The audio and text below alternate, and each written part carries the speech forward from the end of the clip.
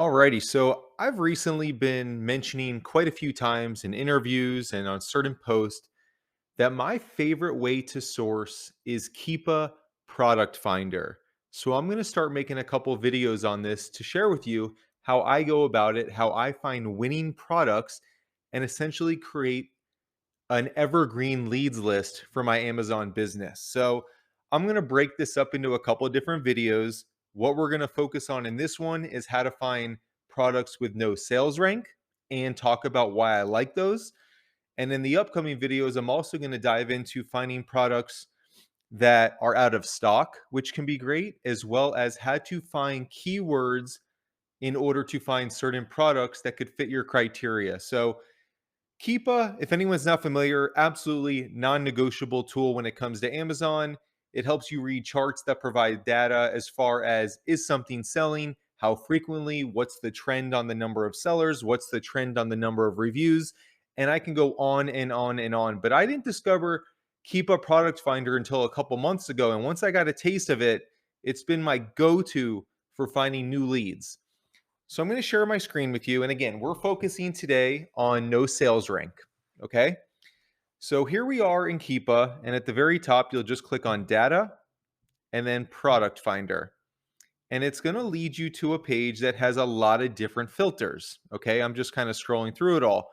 Before we even dive into that, let me point out, okay, this can be intimidating. It doesn't have to be. You'll see, I'm only going to filter maybe 4 or 5 different check marks. Nothing is so scientific or overly thought out.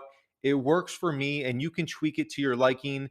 And also keep in mind, it takes time to learn things. Okay. So you got to be willing to play with it a little, but I promise you, it works. It really, really does. Okay. And why do I like no sales rank items before we dive in? I like that because a lot of sellers avoid items that don't have sales rank or have sales rank that is too high for what they like. And I get it. If you're new or you're not super familiar, it's probably good to have a rigid sales rank number. For instance, if it's 250,000 or higher, I'm not buying it because I'm not a well-seasoned vet. But I've been doing this for almost 3 years now. And to me, sales rank is just one context clue. So if I can decide if something is actually selling and selling well, even without having a sales rank, it can be very advantageous because the amount of competition I'm going to have is going to be much less than a product with a good sales rank. So I'm going to walk you through how I filter them out and also how I read no sales rank charts. So here we go. Here, the very first line, sales rank. Okay. I'm going to click no sales rank. And then something I like to do in general, and everyone's different. If you go down here to the third line, Amazon, I click on out of stock. So right now, every single product that Keepa tracks, it has filtered it down to no sales rank and Amazon isn't selling. If you follow me to the lower right-hand corner, currently there would be 492 million and change products that fit this criteria. Obviously, way too much. So next up, what I do is like to scroll down.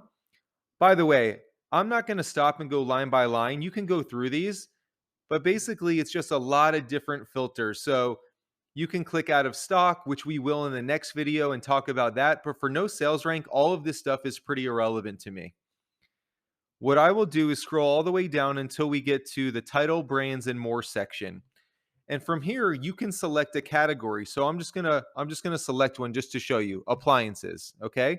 And if you notice, the number here in the bottom right has gone all the way down to a little over 1 million. Okay. I'm gonna get out of this though. You can select a category, you can select subcategories here, you can exclude subcategories.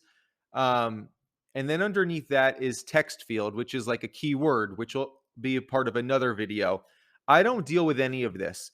What I personally like to do is go to this manufacturer section right here, and I like to find a specific manufacturer. You can do this by category if you want, but the reason I like to hone in on a manufacturer is AKA a brand, basically, which I'll show you the difference between manufacturer and brand in a second, is because for that given day, I want to try to find a list that has maybe 10 or 20 products, and that's it. So I really want to narrow it down. I want to put my energy into that brand for that day, and I'll create another filter for other brands. Now, I'm not saying that's the only way to do it. That's how I like to do it because I like to work in bunches of 10 or 20 and deep dive on them and then go to another one. However, if maybe you're newer and you don't even know which manufacturers to start with, then maybe really filter it down by categories and subcategories and things like that.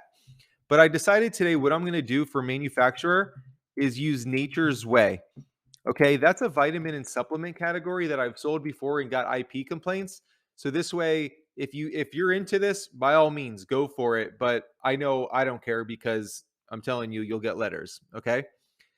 And so I've only ever done manufacturer. Somebody recently asked me, why don't I dabble with brand? I don't have an exact answer for that other than manufacturer has worked for me. The best analogy I can give, like if you think of Nike, under Nike, Nike has Nike Pro, they have Hyperflight, they have Air Max. That probably is where it's like manufacturer is Nike, brand is Hyperflight or Hyperdunk or whatever it is. For this, I've found that Nature's Way using the brand in as the manufacturer has worked really well. Okay. And by the way, in the lower right, now we're down to over 2,900 products. Still way too many for what I like. So then what I'm going to do is scroll down a little bit further. And what I like to do here in the new offer count, okay, 90-day average, I like to put 2. You can put 3, you can put 5, you can put whatever you want, right? And the reason I like to put a number there like that is because that tells me that at least 2 people have been selling this product not that long ago. I find that typically when if you don't put that 2 in, you have so many more products to filter through, which could be advantageous if you have the time. But for me, this way it kind of also eliminates products that are complete duds, have been discontinued, never sold to begin with. So I'm not saying it's a one size fits all, but that's what I do to help narrow down my search. Something else I like to do as we continue to scroll is number of review. So current review count. I'll put a very low number. I don't need it to have a ton of reviews. I typically like it to have a few though, just to prove it has sold. So I'll put 3 here. Let's see what that does to our search. So that brings us down to 18 products, a very manageable amount. And the only other thing I might typically do, if I can find where it is, I like to put a sale price or a current I like for something to have a sell for typically at least like $25 so that I know that if I find it, there's a chance I can make profit. There's no need to get items that are only selling for 10 or 15 bucks because there's very, very low chance that you can make money on that. So I'm just trying to find out where that is. I know it's on here. I think I'm looking for list price. I know it's here somewhere. List price. Here we go. It's towards the top. Current, we're just going to put minimum, or you know what? We'll put a 90-day average, minimum $20. Okay. So that has brought us down to 7 products. Now, you might be saying, well, I want more products than 7, but let's think about this. The products that we're going to see have been super filtered. It's a specific manufacturer, Nature's Way. No sales rank. Amazon's not selling it. It is typically only sold for $20 or more. It has 3 reviews. And in the last 90-day average, at least 3 people have sold this product. So let's look at it. Find products. And here you go. And by the way, before we even click on any of these, you can see the review count on some of these to the right. 77, 5,000, 15, 3, 42, 16, 134. So these are not bad products, right? They clearly are selling. And then 90-day average sales rank on 4 of these are listed. One of them is 11,000. One of them is 221,000. The other 2 are higher, right? And then the other ones just don't have it all to begin with. But just another context clue to show you these could be good products. So let's just click on the first one. Okay, so this is a very bare chart, right? And that's okay. What we're going to do here, see, okay, this one's not really worth it. Not really any data worthwhile here. So we're going to go back to the next one. Not all going to be winners, right? All right, so here it looks like if there's no sales rank, only because very recently it stopped tracking it, maybe like in the last day even. Let me take a look here. Yeah, if you can see here, it stopped tracking sales rank literally like today or yesterday. So this isn't a great example either. Amazon sells the product very often. The price has gone up, but that's not for the point of this video. But this is good. I mean, this is real. I didn't pre-choose this, so you can see what it goes through. Same thing here. This one's continuously had a sales rank. Alrighty, here's kind of a good chart of what I wanted to paint the picture of, okay? So here's a product that has 3 reviews, not a ton, but it's sold, I would imagine, at least 1,000 times, okay? A couple things that we're going to look at now. All right. So first things first, I like to look in the bottom chart here. By the way, this is a 3-month snapshot. We're going to span it out. Far left, 3 months ago, it had 3 reviews. Today, it still has 3 reviews. So that's not a great sign that this product is selling. Then I also like to look at the number of sellers. Here, it's a pretty horizontal line, and actually it went from 2 to 3. I like to see the seller count go up and down, meaning that sellers are running out of stock and falling off the listing. So this isn't a good sign there. But just while we're here, let's zoom out a year. Okay. Nothing drastic. What I was hoping to see is when did it pick up sales rank? So here you can go. Typically, most products at some point in time did have a sales rank. And by the way, if you're not familiar, you can highlight a section to zone in on it. So like, I'm just going to do that right there. Okay, so here it can help you paint a little bit of a better picture of, see, the amount of sellers continues to decrease. It goes up and down. That means people are selling it and not selling it. The sales rank is going up and down. So it was selling consistently, I guess you could say, for 1797. This is certainly not a home run. I'm just walking you through this product. So for me, I'm probably not buying this product, but I just want to walk you through my thought process of, I'm looking to see if the reviews is going up. I'm looking to see fluctuation in the number of sellers, and ideally a good amount of that, meaning that they sell through it. Then I also like to take it a step further. I'll click on data and offers. And this also lets you know a lot of times how much of an item someone's selling.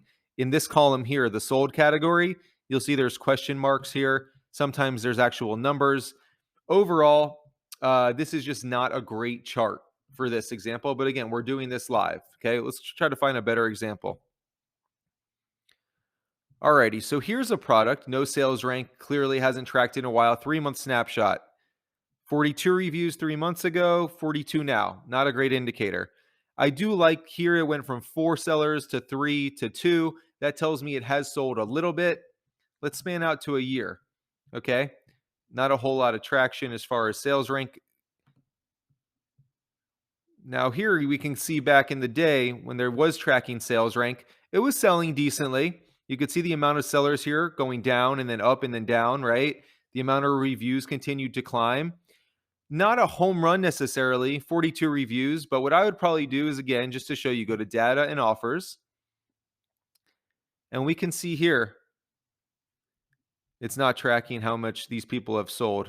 You can click on include historical data, all question marks. So not a great example. Hopefully we're going to get one though. Alrighty, so this one just stopped tracking sales rank here. Not a great example. If we have to go back, we will and filter it out again. This might be a decent one. Okay, so 134 reviews. You can see no green line in the top chart. So it definitely hasn't tracked sales rank for at least the last 3 months. There was 4 sellers, then 3, then 2, then 1, then none. Now there's been 1.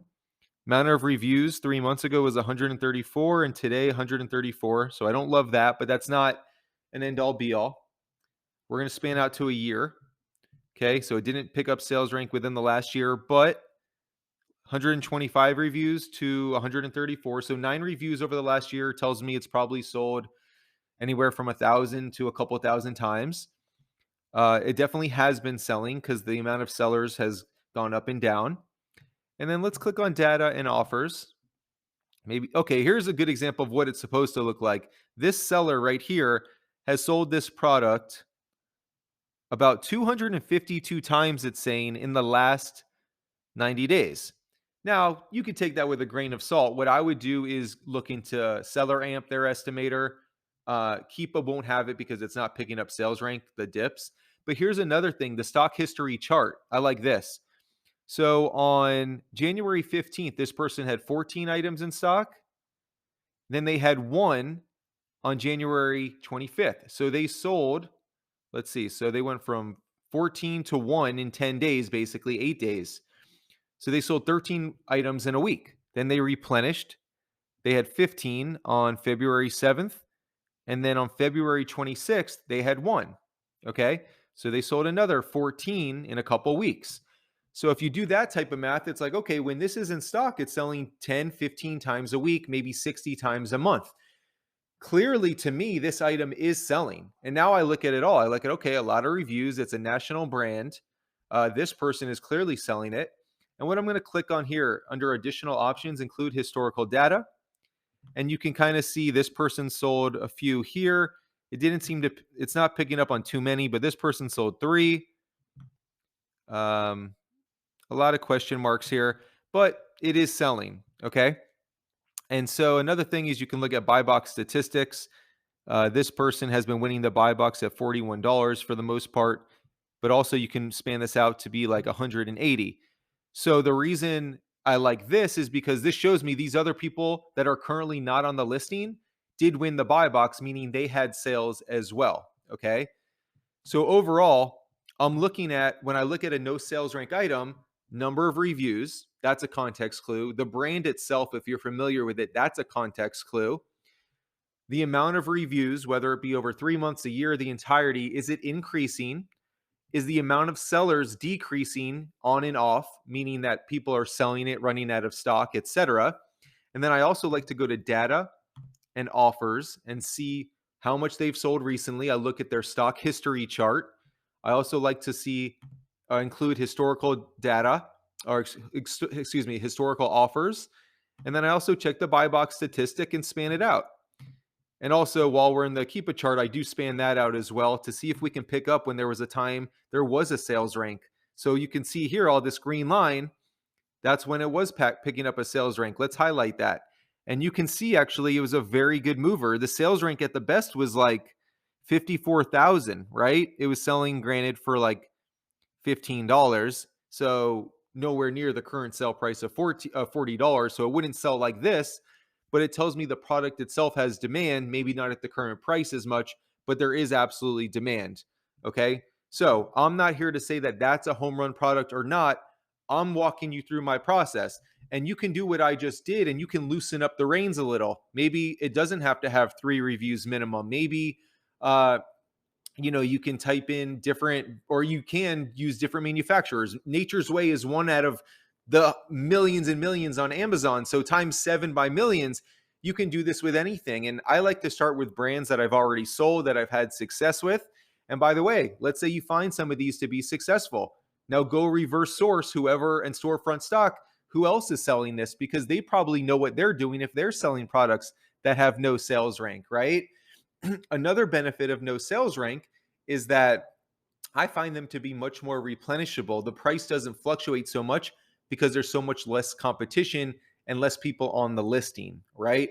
So that's it in a nutshell. That's what I do. I don't get overwhelmed with all the different filters. This was a real life example. I didn't look at this ahead of time. I'm not saying these were home runs, but at least I walk you through my process, why I do it, how I do it, and why you should not write off no sales rank items. It's just one context clue. If something's an incredible seller and it runs out of stock, the sales rank could drop drastically. So that's, you can't write it off. Everything is a lot of different components, and the more you do this, the better you get at it. I appreciate you guys being here. We'll continue to dive into Keepa Product Finder. I'm Jonathan. Duke does Amazon. We have the podcast link below. We have discounts to different tools and subscriptions below. I appreciate you guys being here. Have a great day and take care.